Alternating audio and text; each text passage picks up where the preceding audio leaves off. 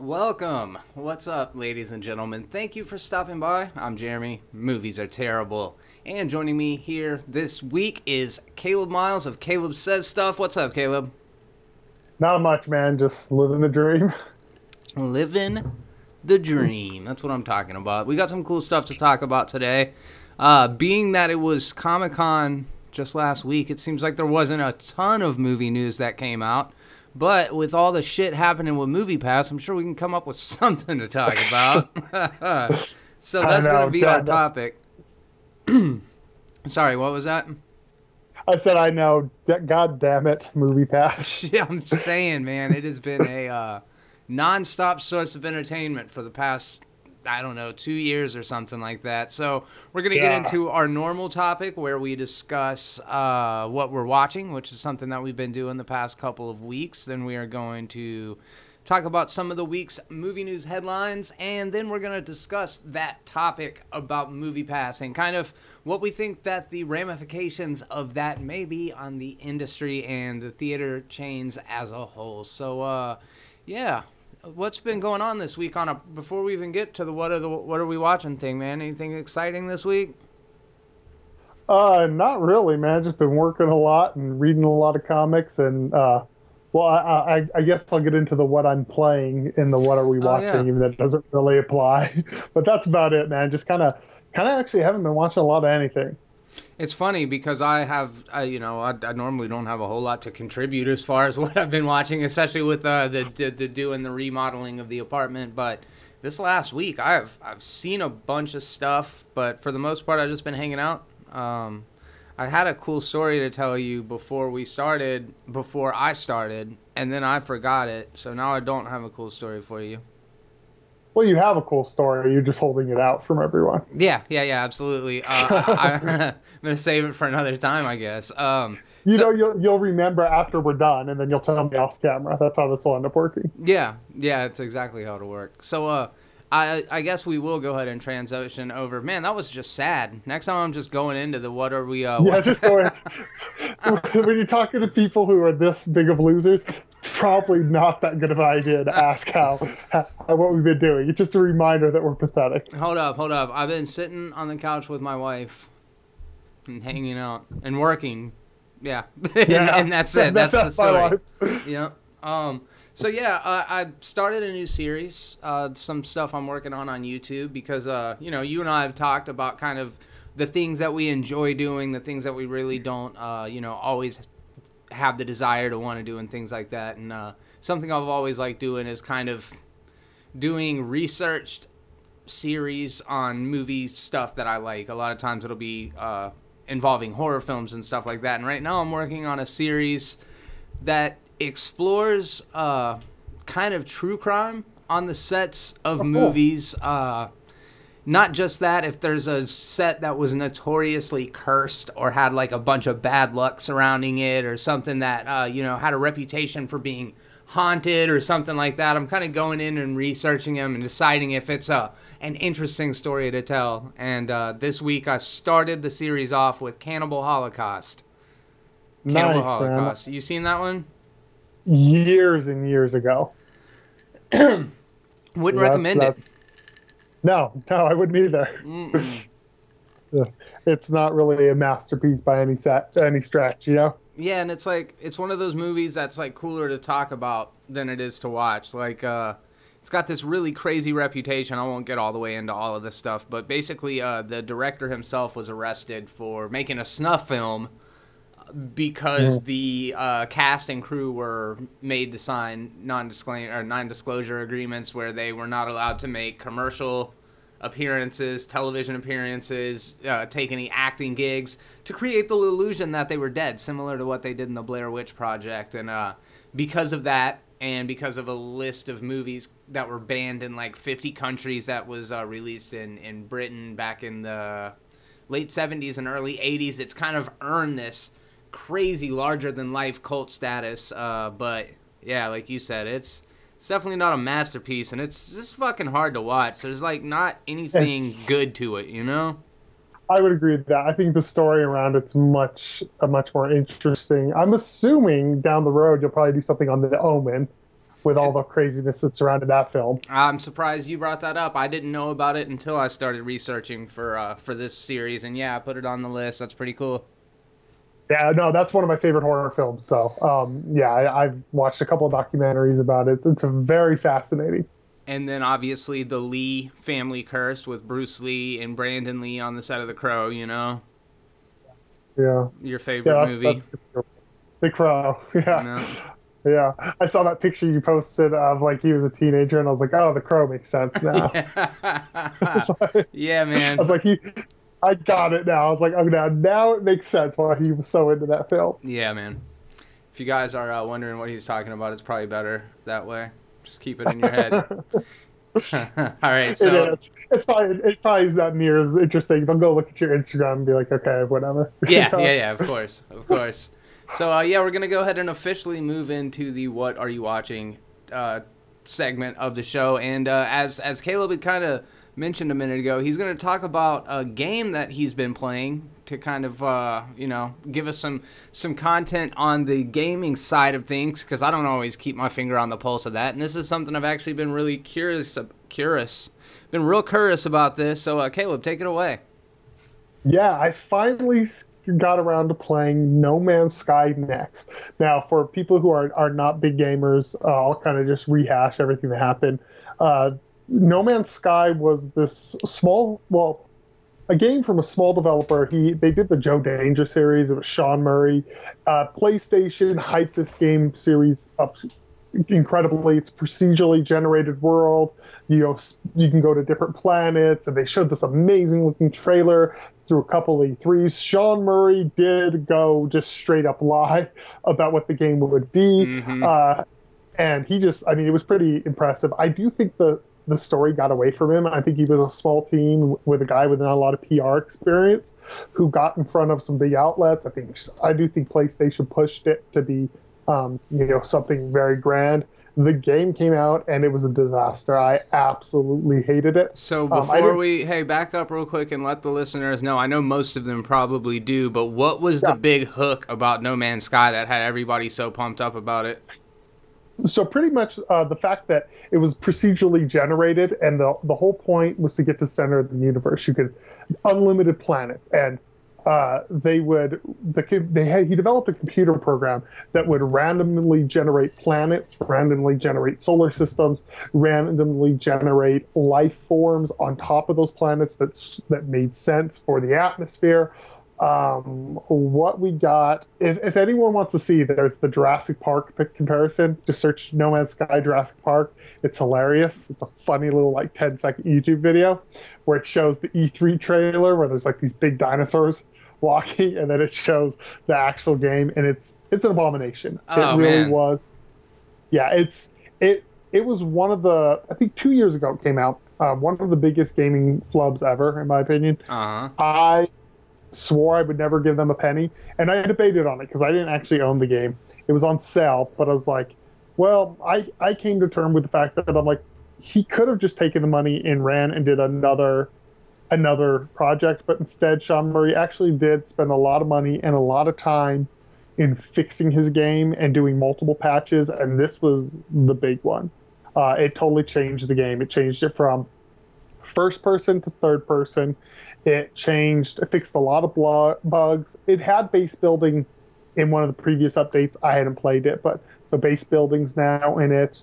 It has multiplayer, which is huge because that was something that was advertised that wasn't there. And I am actually blown away by it. I am incredibly impressed with this game.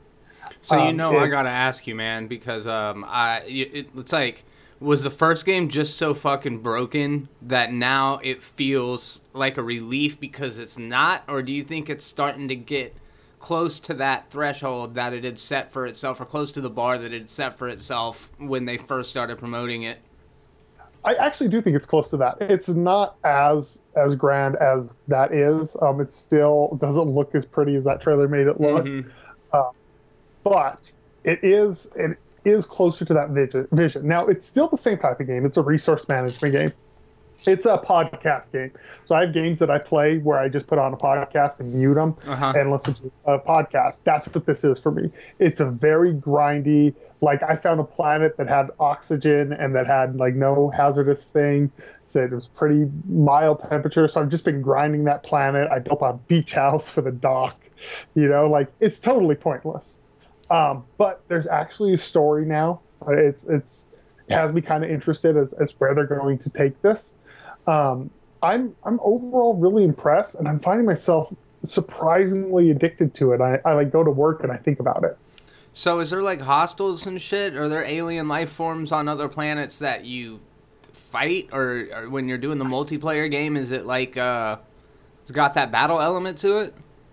Not necessarily. There are what these things are called sentinels. They're kind of pointless. They just honestly they're there to slow you down while you're mining stuff. If they see you mining, they will attack you. You can kill those. You can get into space fights, which is kind of fun. They're kind of clunky control. It's really more about grinding and managing resources and exploring. It's really an exploring game, like scanning creatures. And I saw a screenshot of this thing that was like a monster on a planet that was like 20 stories tall. It was ridiculous. Oh, nice. And yeah, so it's kind of cool. It's a different type of game. It's not for everyone, but as someone who bashed No Man's Sky considerably and thought it was just a steaming pile of shit, I actually think it's worth checking out.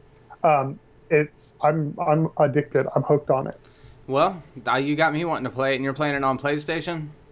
Yes, of course, man. I don't even got an Xbox, and I wish I had a gaming PC, but I don't have money like that. So. My man. Yeah, I always preferred PlayStation as well. So, I like I mentioned to you at the top of the podcast, I've seen a bunch of stuff this past couple of days, which for a while I wasn't seeing anything, so I kind of feel like I accomplished something just by sitting on my ass and watching television and movies.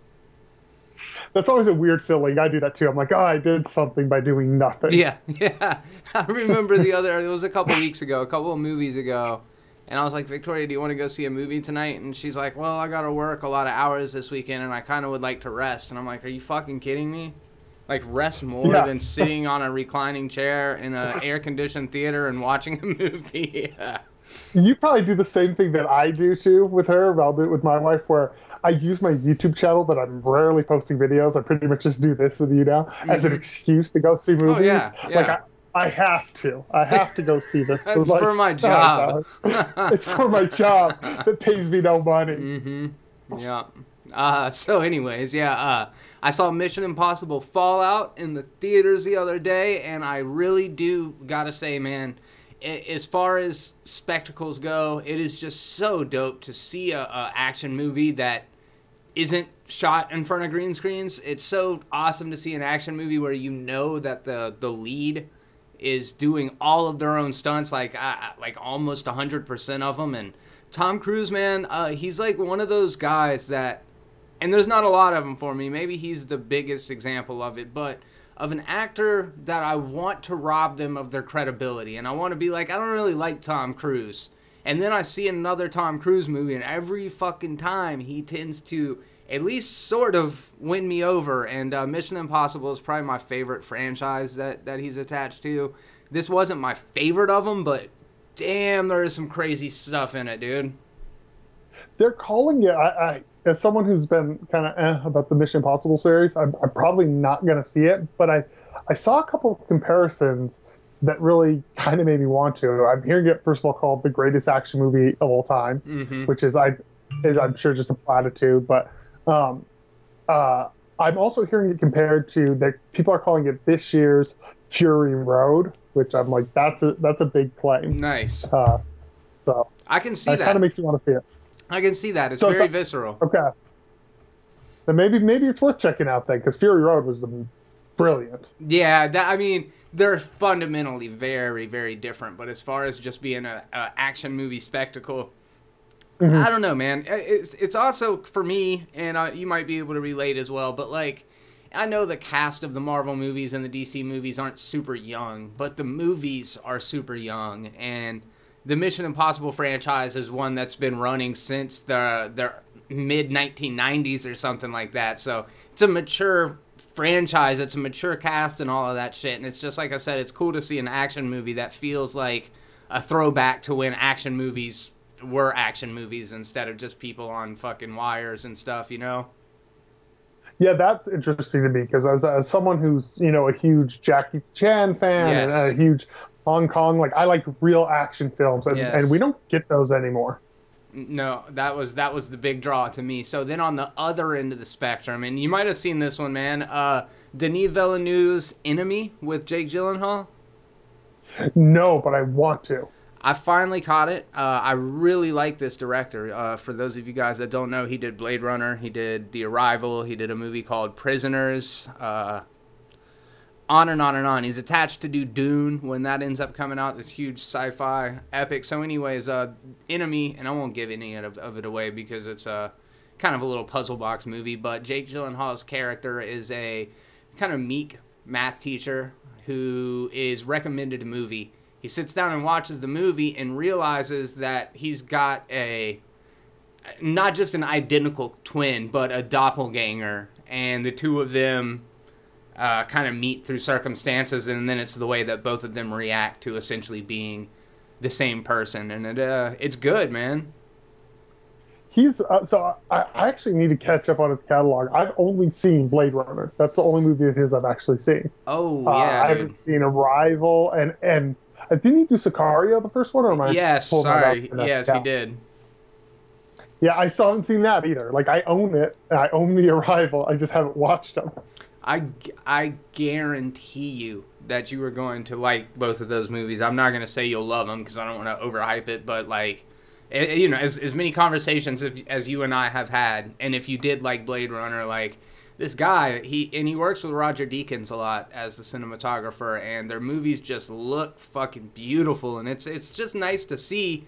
Again, back to that discussion about Mission Impossible. It's just nice to see like film, like, reverence to movie making. You know, when you watch Blade Runner 2049, it's this beautiful movie, and no doubt a lot of CGI is used, but they also use a lot of like compositing, and they use a lot of models and stuff that makes it tangible and like old school, and I just appreciate the craft, you know? I agree. Like, so Blade Runner is one of, people are gonna think this is weird.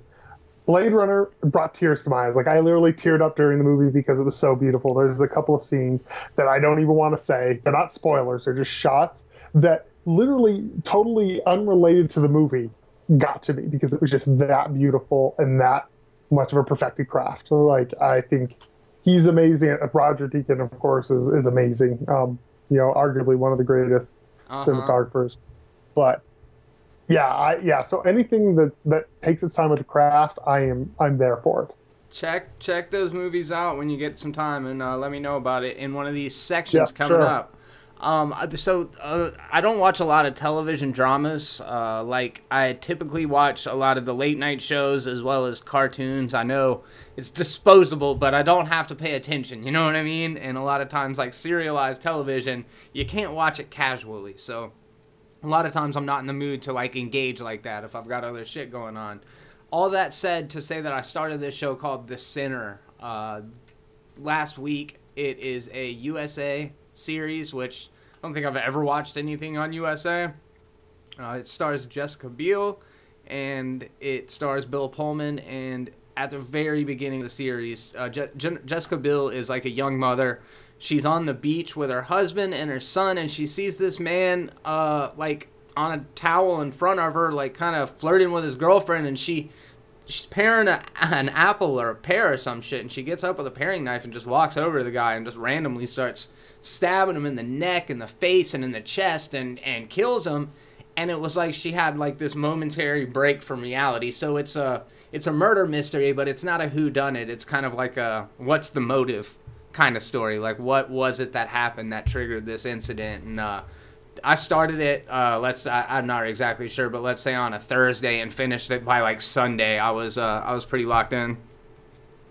Is it available for streaming anywhere? Because I'd never heard of this until you said it, and I checked out the trailer. It looks really good. It looks like something me and my wife could watch together. Yes, absolutely. It's on Netflix.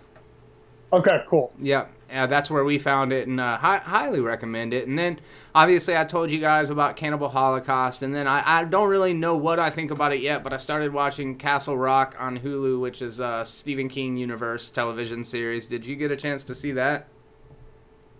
Castle Rock. Oh, no, I haven't seen it. I know which one you're talking about, but I have not seen it. It's starting to be interesting. It didn't lock me in immediately like The Sinner did. That shit just had a stunner of a pilot. But yeah, Castle Rock seems cool. It's got Bill Skarsgård in it, so the guy from It has a little Stephen King connection as it is, and cool. Yeah, man, I think it'll be good. It's interesting the way that they're releasing them because they put out 3 episodes at a time, which I've never seen that before. You said that you've never really watched another USA show, but I'm going to tell you there's one you need to watch because I actually think you, of all people, would enjoy it. Psych. It's on Amazon. Psych is brilliant. Is it really? Oh yeah, it's total garbage TV, but it's all nerdy jokes, like references you would get, and they don't do the thing that the fan service that I hate, where it's like, hey, get this, wink, wink. It'll throw out a reference to an 80s movie, and it's like, you didn't see that movie? Sorry, it's not for you. Right. And like, of anybody I know who's seen as much weird movies as I have, they make the most random, obscure references, and will just say lines from other movies, and it's like totally they're obsessed with the 80s. I've seen every episode like 3 times.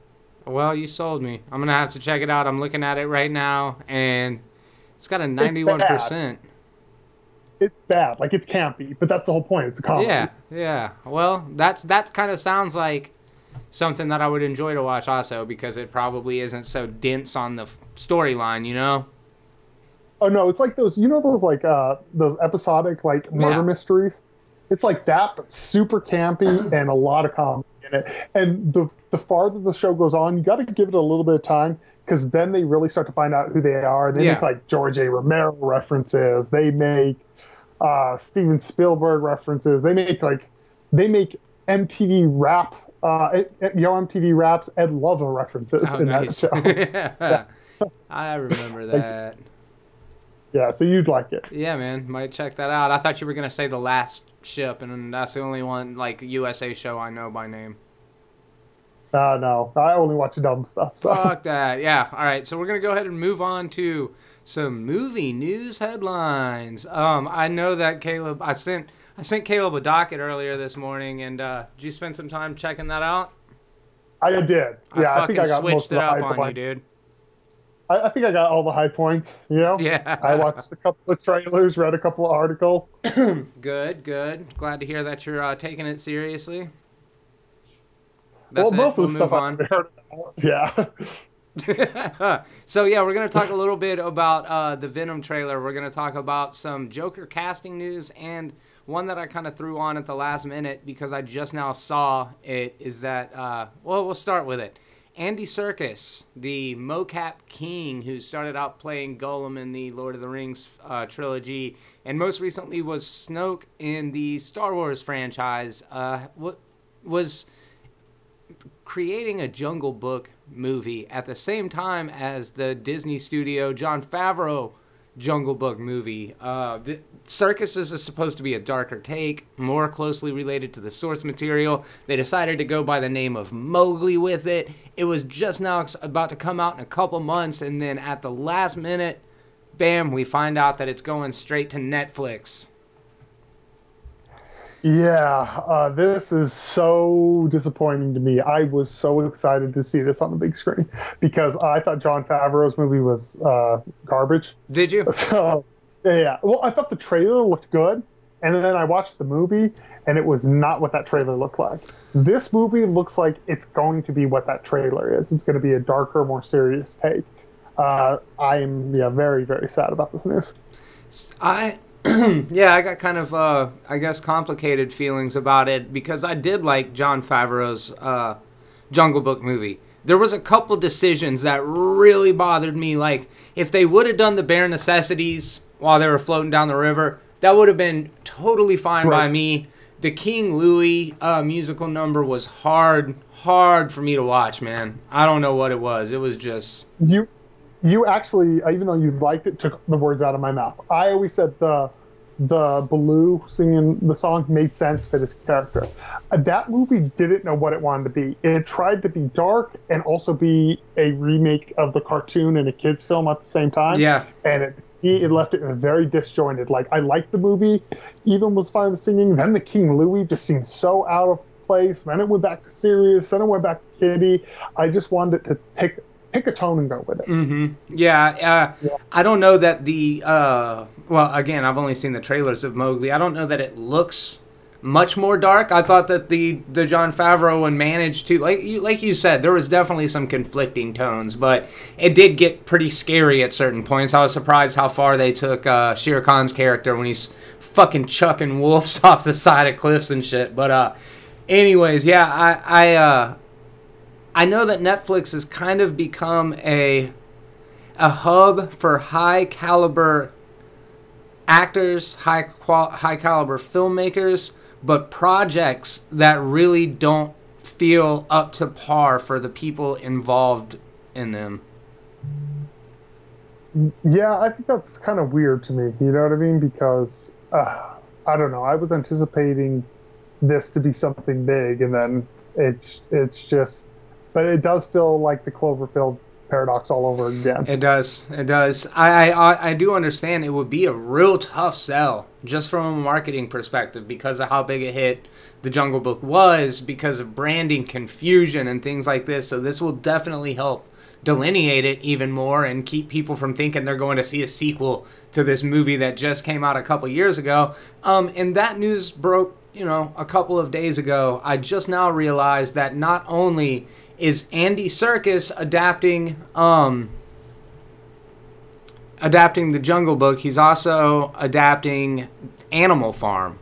So Andy Serkis is joining the circus, I guess. He likes animals, I guess, a lot.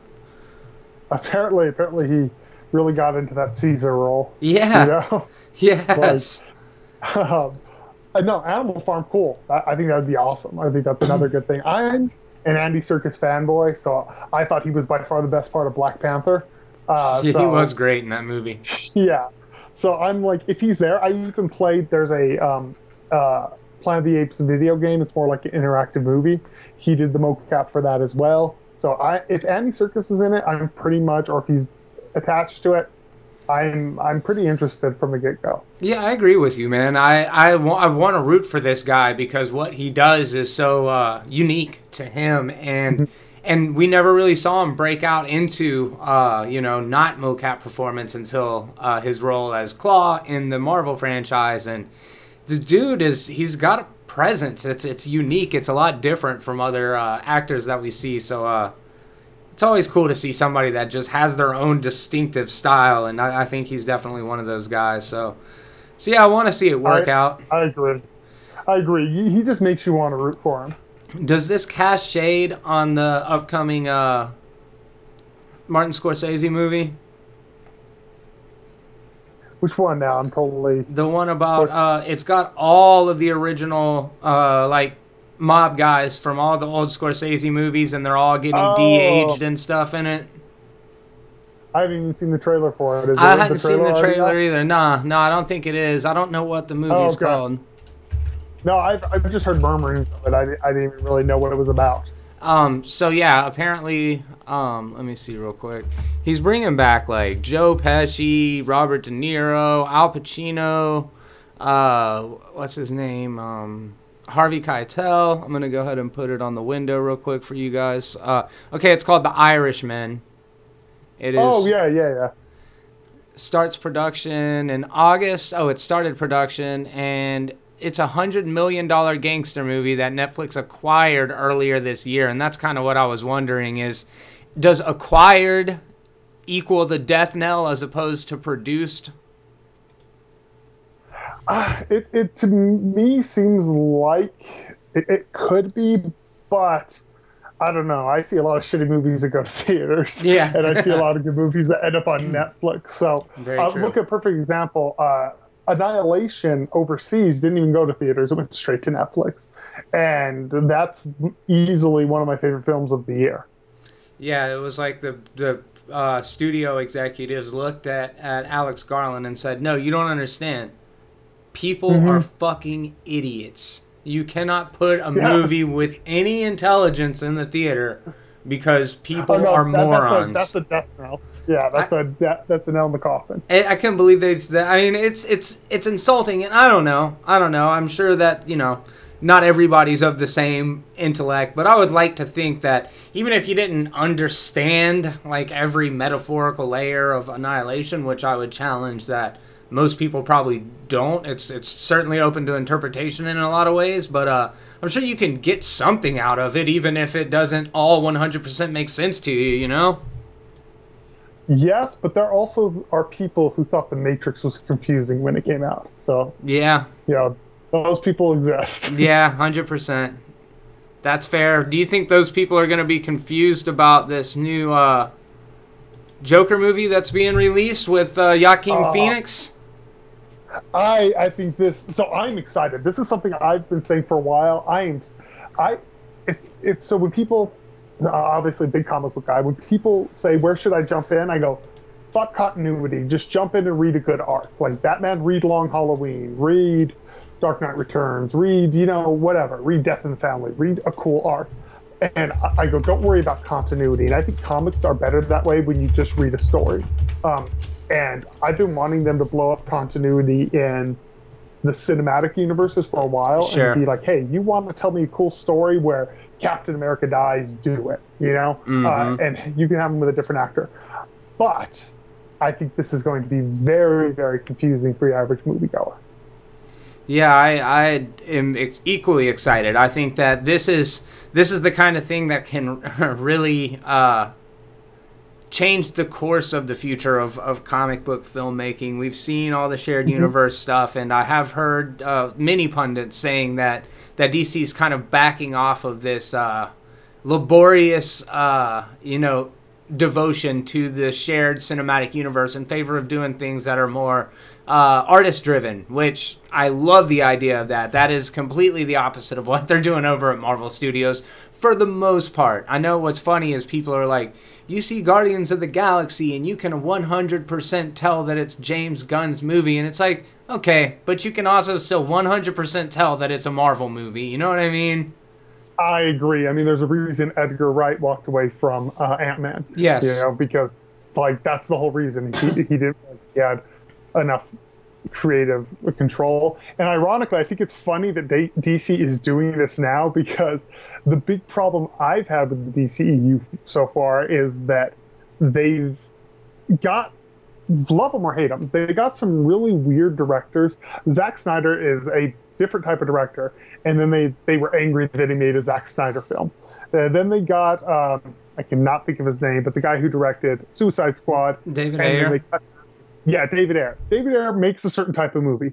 It sounded like he was starting to make that movie. Studio got involved and said no. And then Justice League, Zack Snyder continued to make his third Zack Snyder movie. And then they were like, let's throw Whedon in it and cut it up. And that was a disaster. Yes. And now they're like, we want artist-driven films. I'm like, well, you kind of had those and you shit all over them. Yes, 100%. 100%. But maybe the course correction is, because they've got some new guy. I think his name's something Yamato. Is that right? Or is it Kevin Inahara? Something like that. So, are you a fan of Marc Maron? Which one's Marc Maron? So Marc Maron has the WTF podcast. He is the coach in the Netflix series Glow. He's a stand-up comic. Oh, yes. I know who Marc Maron is. I could take him or leave him. I don't really have an opinion of him either way. I see, and I'm a huge fan of him, and they just now added him to the roster of the Joker movie. So, to me, that's just an extra little bump of, credibility. You know what I mean? Or at least to me, it spells that they're trying to do something that feels a little more authentic and even a little bit more independent, and I think it's very by design, Because it's Joaquin Phoenix. De Niro signed up for it too, isn't he? Yeah, absolutely, which is crazy. Yeah, which is weird.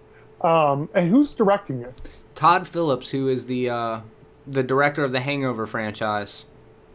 Yeah, that's bizarre, and I kind of like it because it's sometimes I like when they take directors that don't seem to make a lot of sense and let them go to work. I think bringing back to MCU, the best film by far of the Marvel Cinematic Universe for me is Guardians of the Galaxy. Yeah, and I think it is because it has some sort of personality. And even though I hated Thor Ragnarok, it still has a personality, even though it kind of comes off heavily influenced by Guardians. It still does at least have some of that director in it. Yeah, you're right. And it's almost like when they hired Taika, they were like, we don't have a lot of notes for you, but this shit has to look a lot like Guardians of the Galaxy. Exactly. That's like, that was the one note.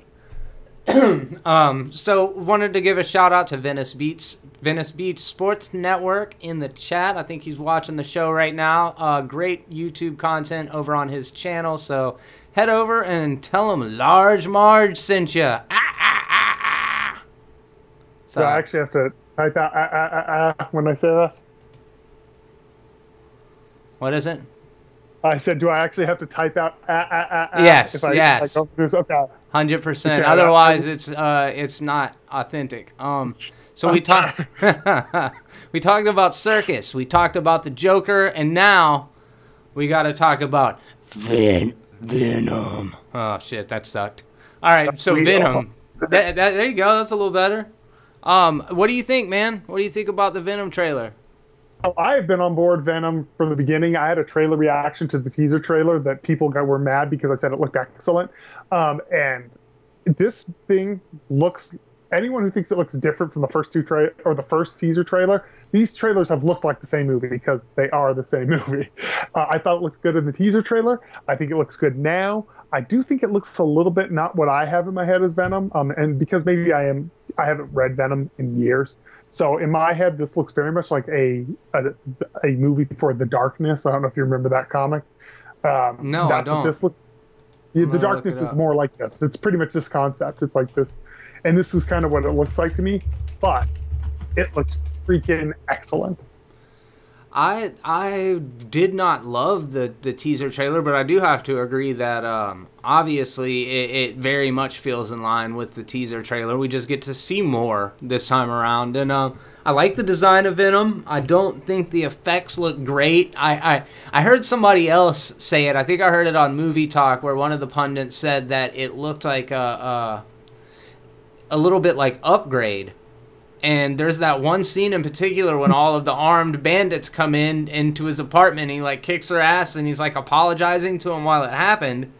And I was like, oh yeah, that 100% is similar, but it's got to be more by coincidence than anything, because they had to have been in production around the same time, you know?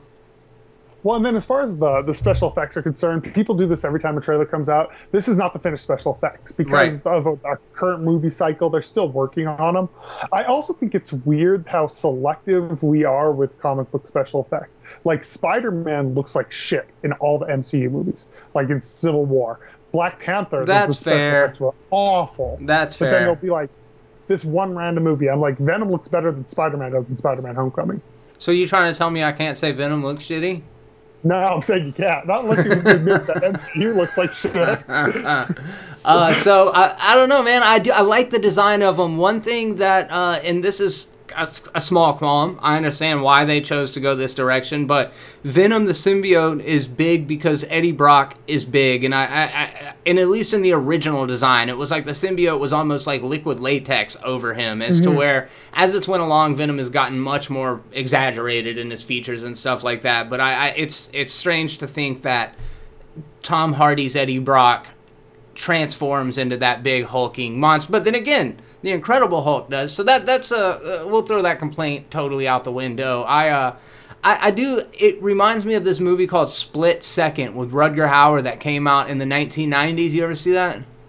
That is a deep cut. Yes, I actually have seen it. Yeah, man. The design's similar, right? Yeah, I could see that. I could definitely see that. That's a cool movie. Yeah, I haven't seen that. God, I can't even remember the last time I've seen that. By cool movie, I mean it's complete garbage, but it's definitely worth a watch. Like it's fucking cool. Rutger Hauer, all of his movies are complete garbage and amazing at the same time. Blind Fury, man. Blind Fury, Hobo with a Shotgun. Uh-huh. Oh, yeah. Hobo with a Shotgun's more recent. So I got this freeze frame of Venom in the little bodega, or the little gas station, and on the right-hand side of the screen, there's a rack of cigarettes and what looks to be Newports in the rack of cigarettes. I didn't think that was something that you were even allowed to show in movies anymore. I know. So that's weird. Is this still going to be R-rated, this movie? Because I know at one point in time it was, then it wasn't, and... I don't know for sure. I heard today that it was going to be rated R.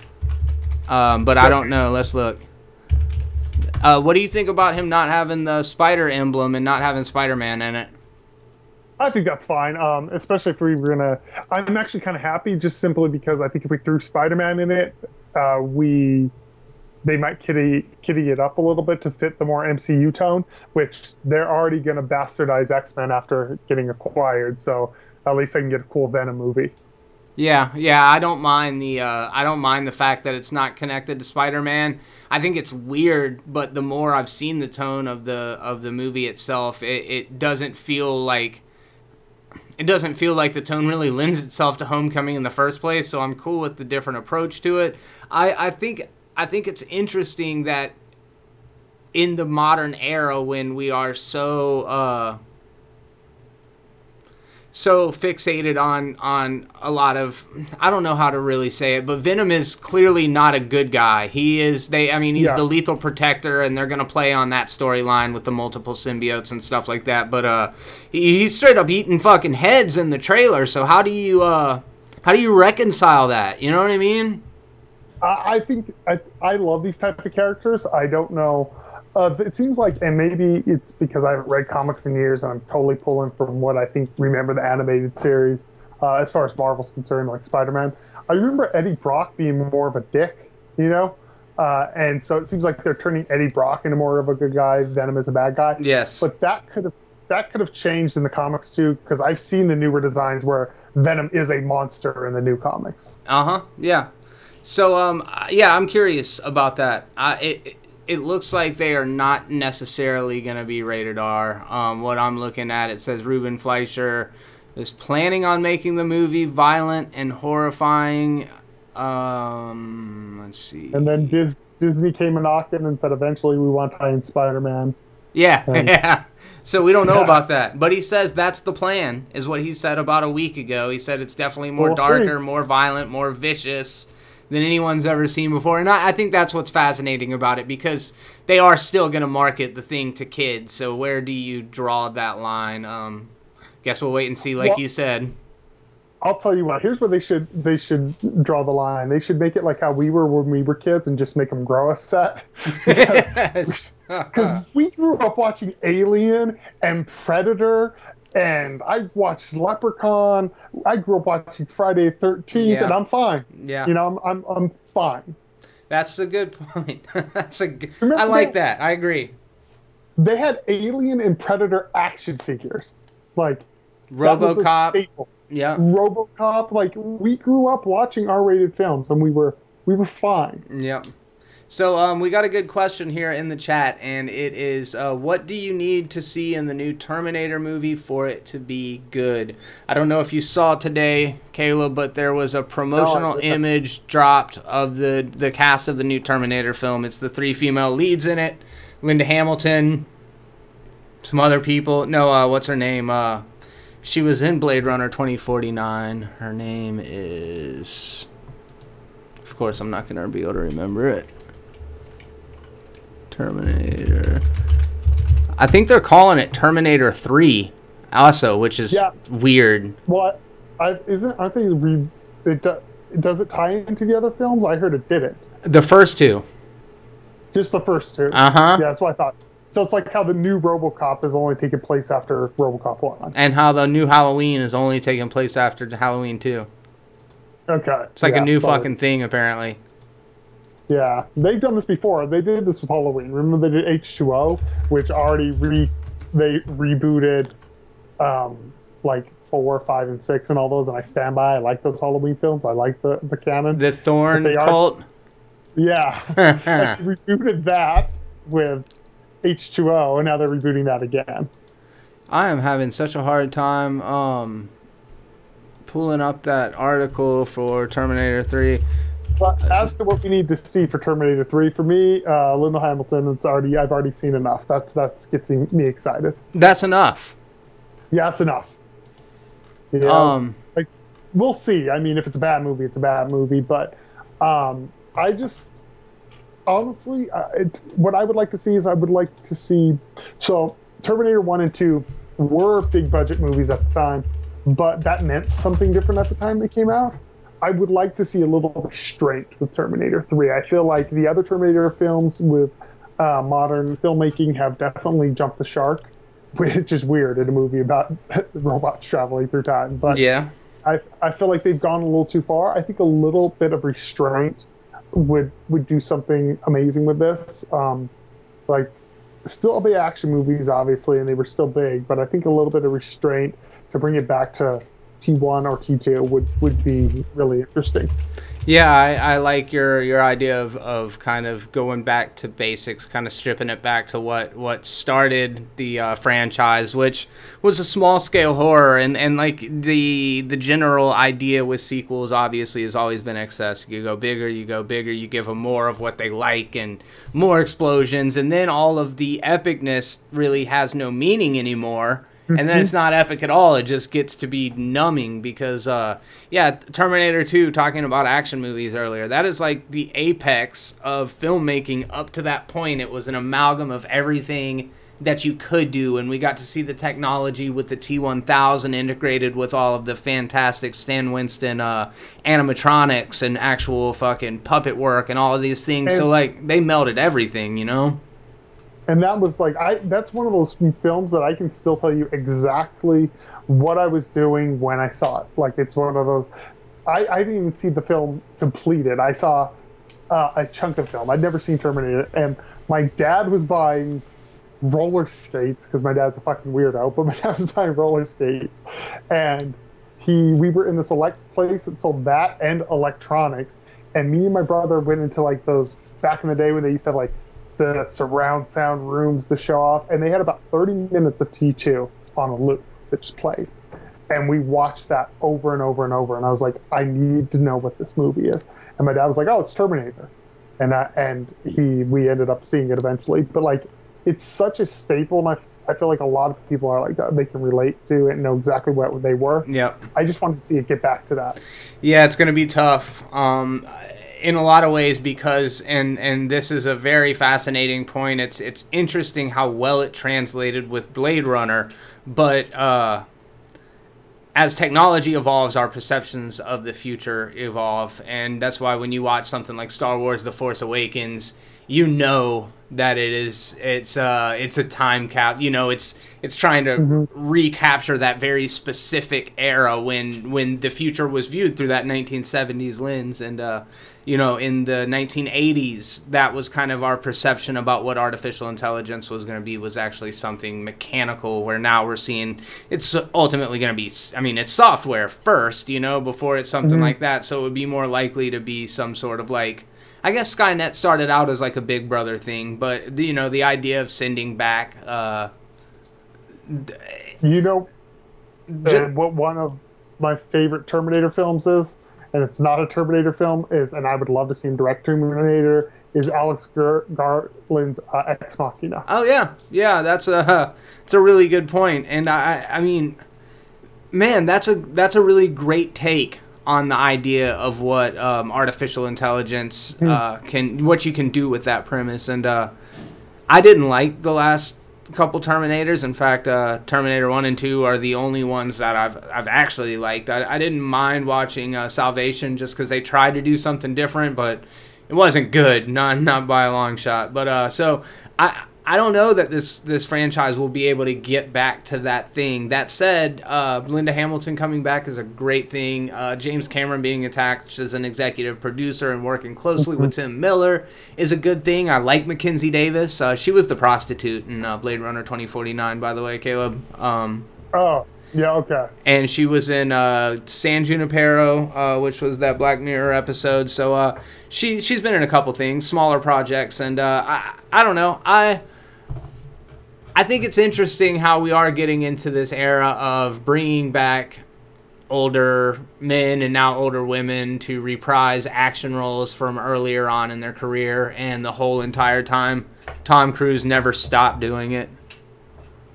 I actually kind of like it because I think it's kind of interesting, especially as someone who is getting older, as we all do. Mm-hmm. It's kind of nice to see people who are like, oh, it's not just 20-year-olds or early 30-year-olds, because it's one of those things you don't think about as a kid because everyone seems older than you. But like when you start seeing movies and you're like, oh, they're just a kid on screen. It's a weird disconnecting. Yeah, 100%. Yeah, 100%. So.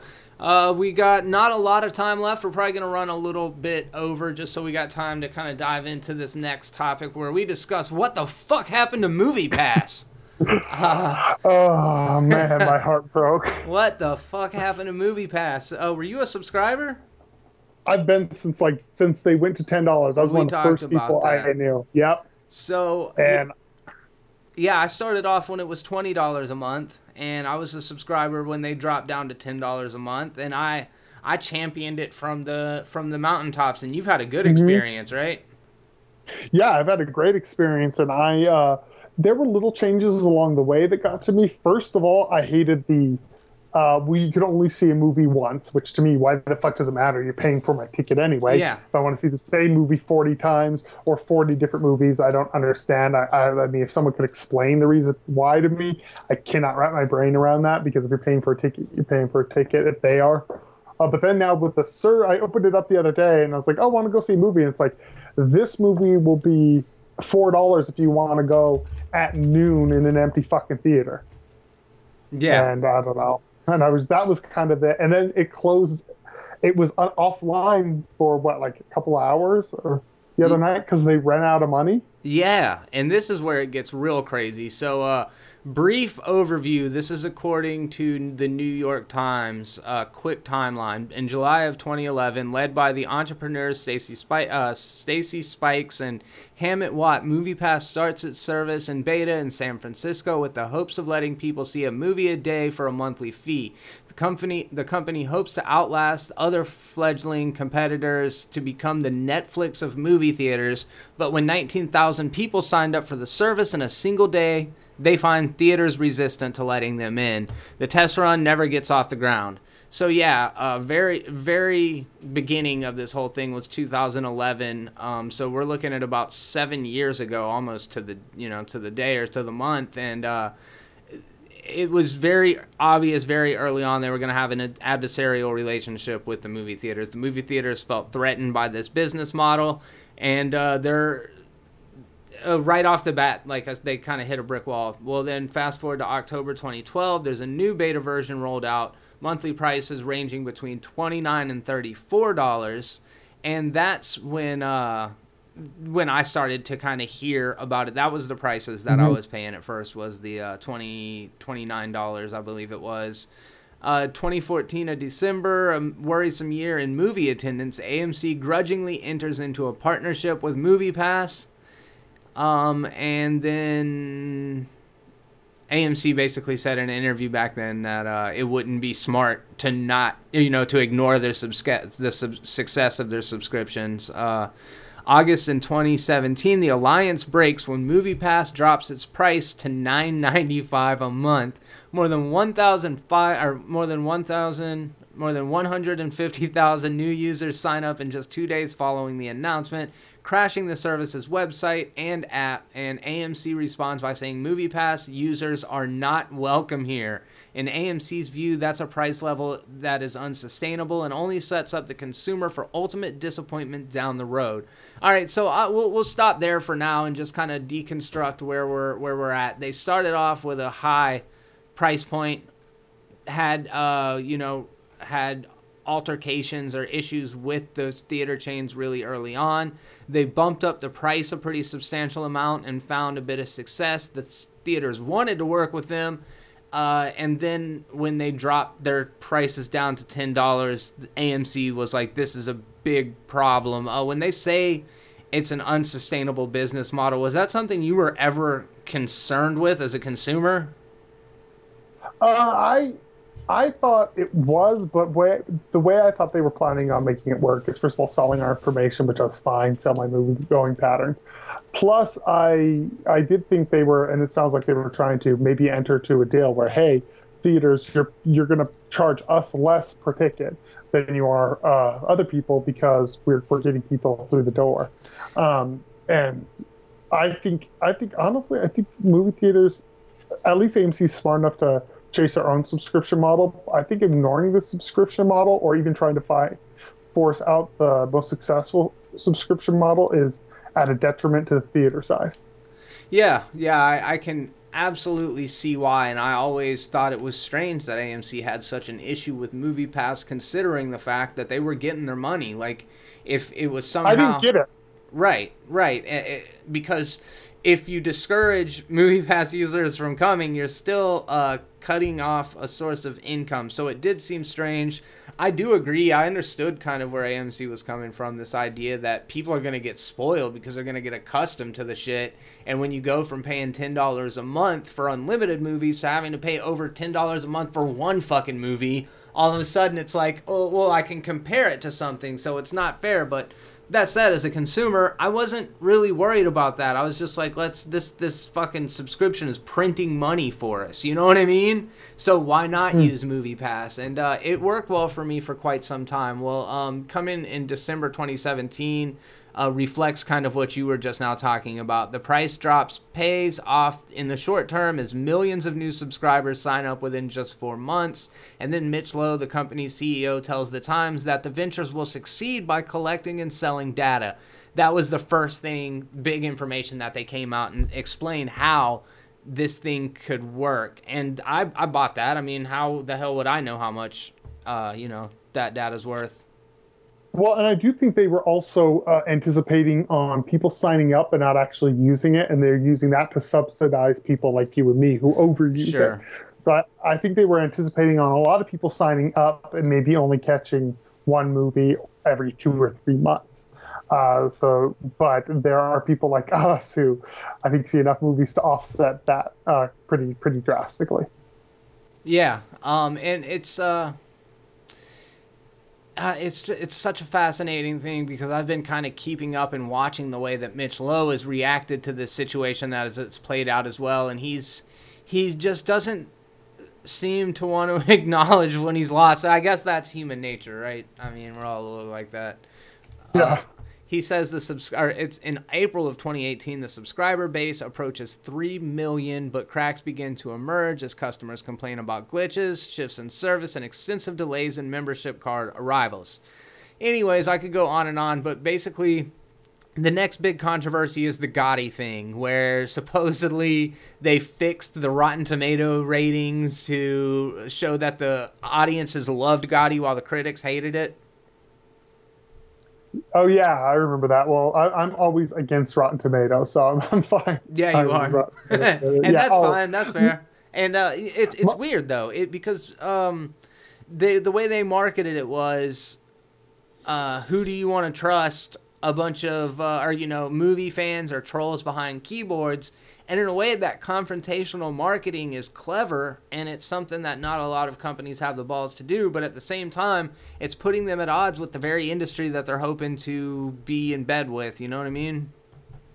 Yeah, it's kind of like, this is going to be a tangent, but like you see this weird thing with video game consoles where they haven't pushed 100% digital yet, and the reason why is they don't want to anger the mom and pop stores. They don't want to anger GameStop too much because yes, they can sell you the game digital, but they need somewhere to actually go buy the console. So they're keeping this weird alliance with mom and pop shops. So you kind of think with the Gotti incident, they did the exact opposite. They pretty much went in full attack mode on someone that they kind of need. Yeah. And, props to them for doing something bold. I'll never take that away from anybody. It's been so interesting. And then following all of this controversy, God, I'm killing it with my pronunciations.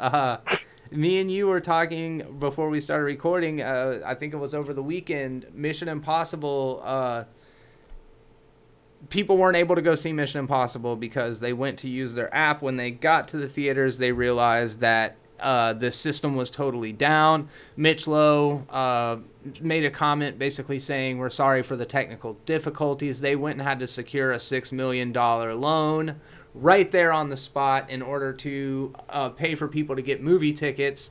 In addition to that, they've started to having blackouts for certain premiere movies that you're not able to go see a movie if it's opening in over 1,000 theaters for the first 2 weeks of it being released. So now, another thing you and I were talking about, using YouTube as an excuse to go see these movies. What's the point in going to see the movie 2 weeks after its release date if you want to be a part of the conversation? Yeah, I know exactly. So I'm pretty disappointed in it, and there's no real AMC's close to me, so this was kind of my one option. Yeah, this is like my one thing to go to, which means my YouTube channel will be reviewing a lot of Netflix movies. Yeah. Fuck theaters. I'm not going to pay what theaters want me to pay. Just not. And it's weird because the theater seems to be reluctantly fighting the market, which is bizarre to me, because theater sales continue to decline. You just continue.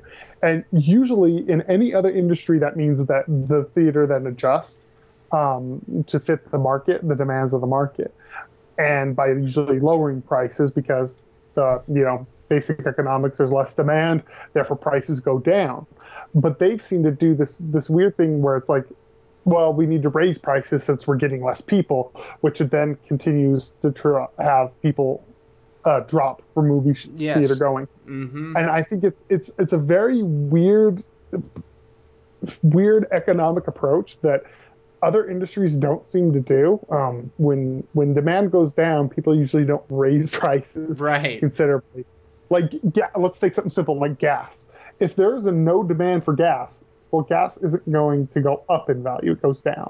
Yeah. But movies, apparently, the theaters, if they don't figure it out soon, will die. That's a very interesting point, and it's also interesting when you think about how Disney's positioning themselves on both the streaming services and in the theatrical releases, to where it wouldn't totally blow my mind if Disney just eventually decided to purchase AMC and movie theaters were basically just cranking out fucking Disney movies, which is a disturbing idea of the future. Like, that's a dystopian world I don't want to fucking live in, but I could see it happening.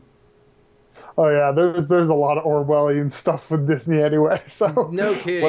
Let's just dive into it. No kidding. Yeah. So I mean, we get a good point here that the shareholders are going to investigate Mitch Lowe, and that this story is far from over, and that's actually very valid. And I'm not super savvy when it comes to the stock market, but there's something about trading shares or swapping shares to where it changes the value of the share versus the number that you bought, and their shares went from being worth like $27 to 27 cents within just a matter of days. So it looks like we're watching them crash and burn. And what I think the best thing about MoviePass is, and I think you and I have talked about it before, is it has forced the bigger franchises to react and to have to evolve. And if it was such a bad and unsustainable business model, I think it's very interesting that those same people that condemned it are able to launch a similar service. They must have seen something in there that they liked, Well, for me, it actually makes perfect sense, and I think it's sustainable when it is a movie theater company doing it, because movie theater companies mainly make their money on concessions. So if they are getting membership fees to get you in and get concessions, that's membership fees plus concessions.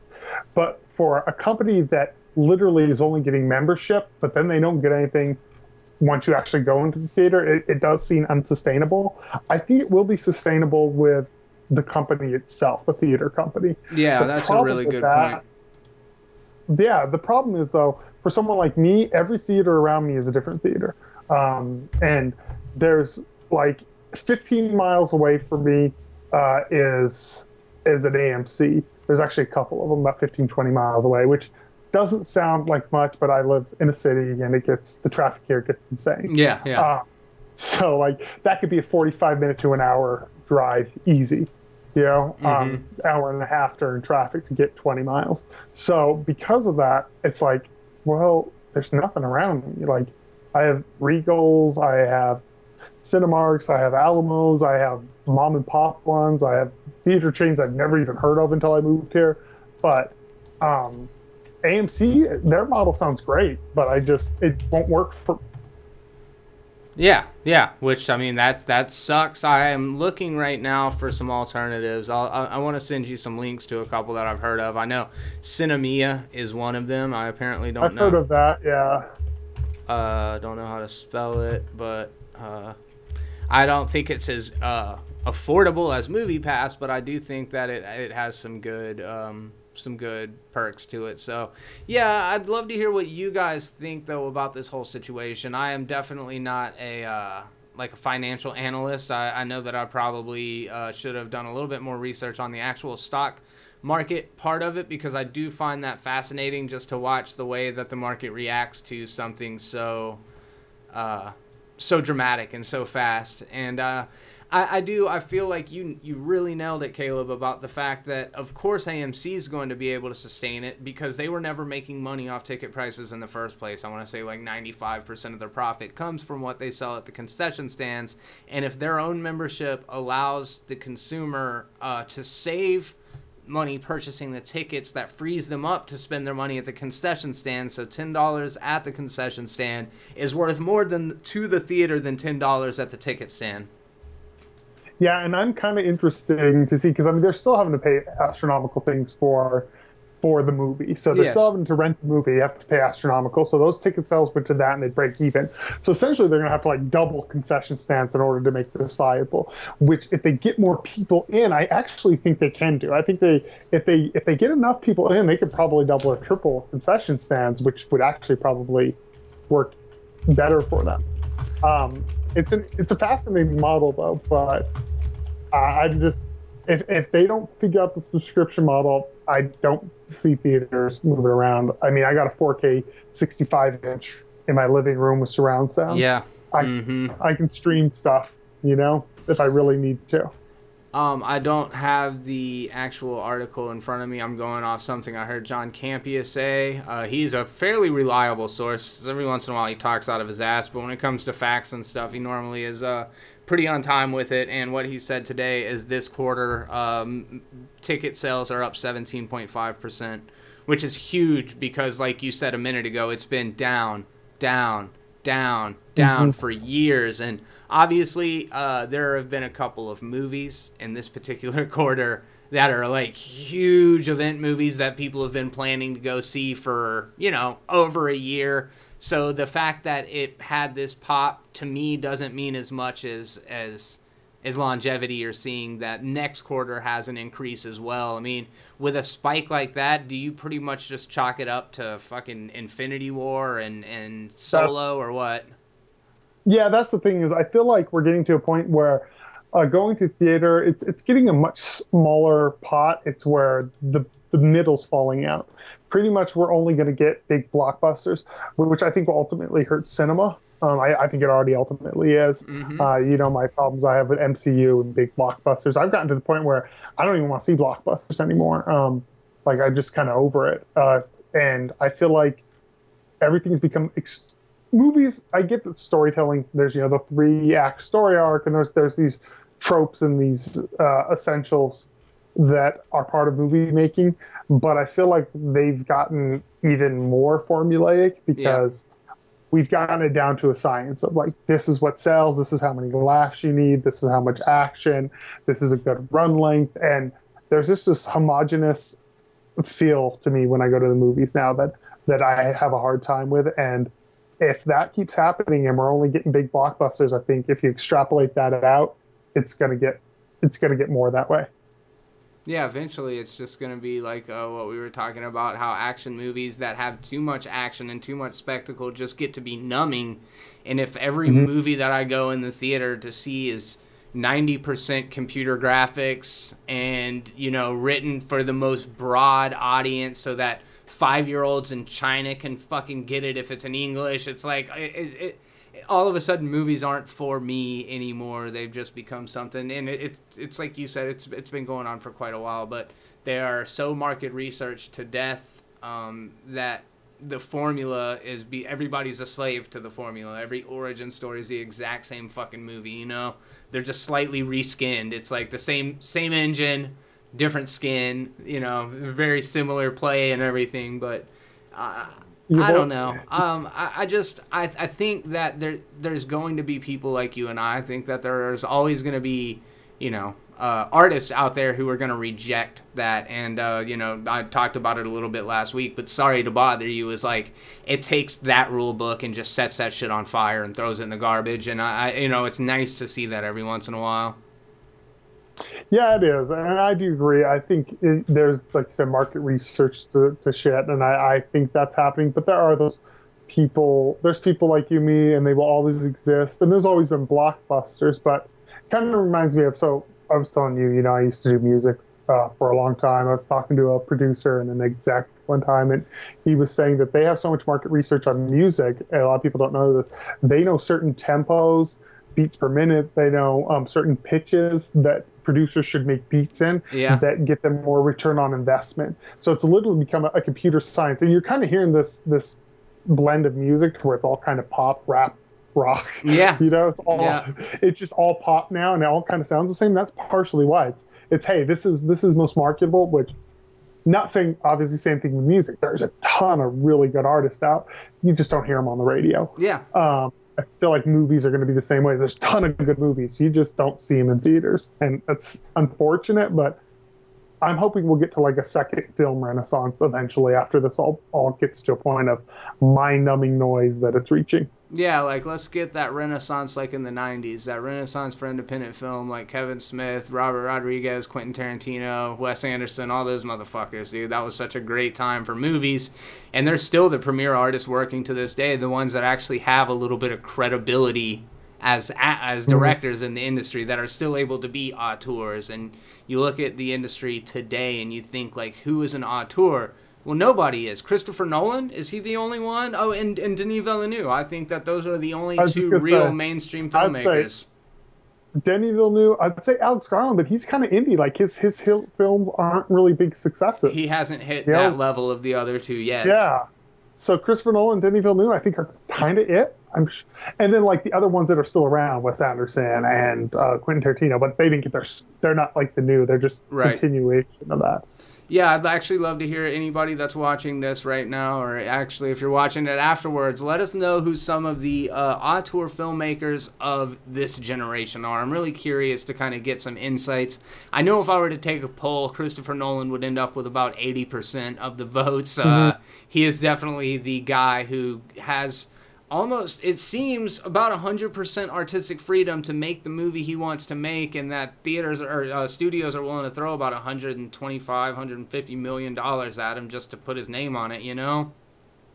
I mean, man, look at Dunkirk. God, that was such a masterpiece, and it was the type of movie that shouldn't have been successful. It flew in the face of knowledge. It was kind of like another Fury Road, where it was pretty much a silent film and an action film, and beautifully shot, and it was amazing. So we are about an hour and 10 minutes into the show. Anything else you want to just kind of touch on before we go, or did we say our piece? I think we said everything. We have said some pieces of stuff, yeah. So we're going to do another show next week? Yeah, man, absolutely. Sign me up. Yeah, man, it's always a pleasure. Like you said a little bit ago, I don't do a whole lot of content on the channel, and you know, the numbers don't lie. A lot of times they will reflect the fact that maybe I'm not as consistent as I should be. That said, it's always a lot of fun to just talk movies. I think that's what both of us do this shit for more than anything, right? Well, and this is something that, for me, a once-a-week show is super easy to consistent. I can hit this pretty much every week unless something drastic happens. Like when I had a couple personal things go on that I told you about. Obviously, we didn't record right then. But, you know, besides that, a once-a-week show is super easy for me to do. Yeah, it is. It is. And it's just, I don't know, man. We've talked about it a little bit before, but, like, I've talked movies with a lot of other YouTubers, and most of them are lovely, fucking excellent people and stuff, but it's just nice to have somebody that, like, you can kind of see yourself in and vibe with. Yeah, exactly. For sure. All right, my man. Well, thank you very much, of course, for stopping by. If you guys want to check out Caleb Says Stuff's YouTube content, then all you got to do is look down in the description. Make sure to head over there and subscribe. Maybe even leave him a little comment or a like on one of his videos. And until the next time we see each other, on behalf of both of us, I'm Jeremy. Be terrible.